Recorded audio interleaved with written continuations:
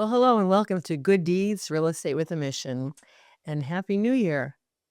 I'm here with Bill Weidecker, my partner at Fine Homes Group, and we're part of Keller Williams, and I'm glad to be back. Yes. Everyone knows who we are. Oh, okay. We do this every week, do. and so people see us and hello, Happy New Year. So I'm so excited to announce something we're going to be doing this year and for years to come. What is it? The Deal of the Week. Deal of the week. You got it. So we're going to every week highlight at the end of the segment. This week we're just going to give you one at the beginning, but at the end of the segment each week we're going to talk about something great on the market. Might be one of our listings, might be somebody else's, but just something that we think should be paid attention to. So the deal of the week. It's a real estate deal. It's not like Yes, it's not like the big ass hams. Yeah. we both thought of ham. That's kind of strange. Yeah. Anyway, yeah. Okay. So would you like to ask what the deal of the week is this week? Let me. What is the deal of the week? I'm glad you asked. All right, Like let's go. 5 Briar. Oh, I wasn't supposed to say the address. Was I?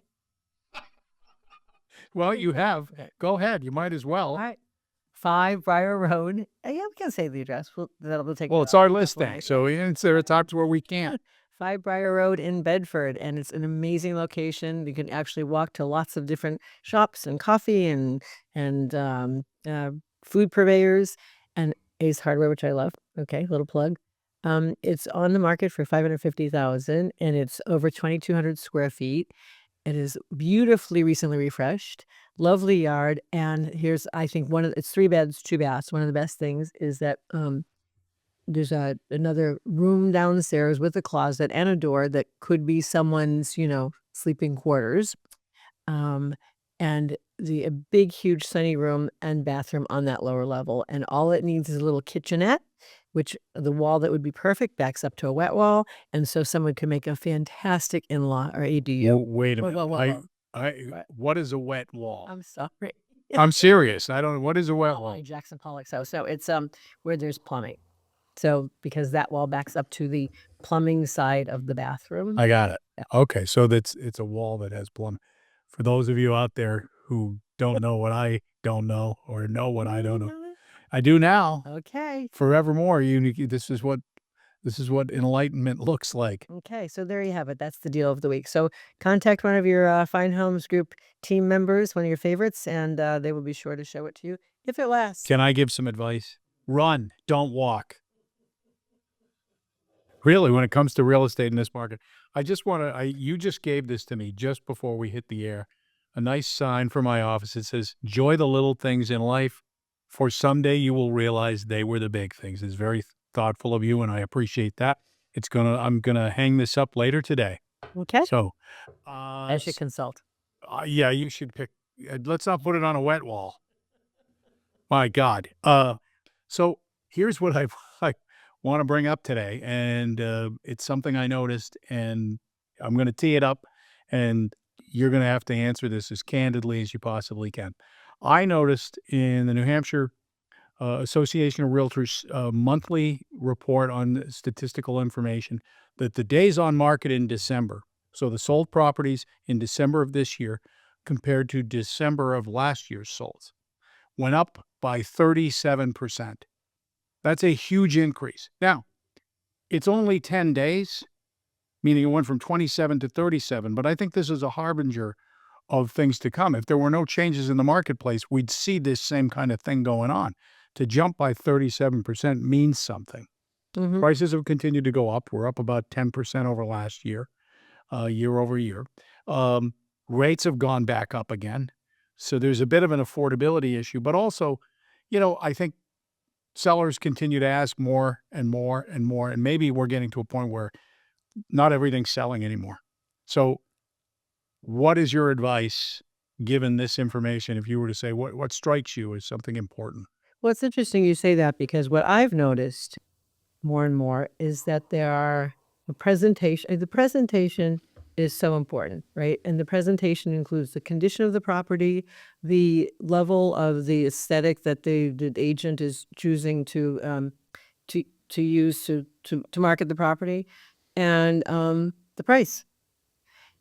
So I look at things that I think, on paper, if someone described it to me, I I could probably pinpoint the right asking price, but when I start to see some of the photography, So before I want you to embellish that on that, but you know, there's that old adage, right? That price cures all in real estate, but sometimes it isn't the price. well, sometimes it's a combination. It's, Yeah. when you say you're going to go to a doctor, and sometimes it is, it's a cream and a pill and then soaking in Epsom salts, whatever. So it's a combination. It's positioning, and the positioning includes whatever the sort of aesthetic is, whatever the buyer experience you're trying to build, and the price. So if we know, and we're going to do a segment in the near future about the condition of the property, you can have the premium condition and fantastic photographs, fantastic description, floor plans, websites, all the things that we do, and still price it wrong.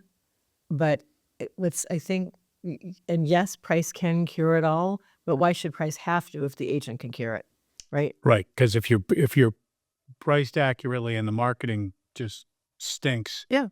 and this idea of photo by iPhone. Exactly. So what if seller takes all the advice and a property preparation specialist comes in and they paint this and tilt that and do everything, and then and the agent takes pictures. Yeah, the photos below. Right, exactly. And so all of those things have to line up. If everything lines up and it's not selling, then it is probably the price. That's not to say someone won't come along and buyer or two people won't come along and bid. Think that still happens after a property's been on the market for a while, because sometimes once somebody wants it, somebody else wants it, right? But an offer often begets another offer. But the point is, you only know that a price change. Well, I shouldn't say it that way. It's unfair to a homeowner who's entrusting you with what might be their most valuable asset to turn to price when there are things you could have done better as an agent. So could price cure it? Yep. Is that really responsible as a fiduciary? No. Got it.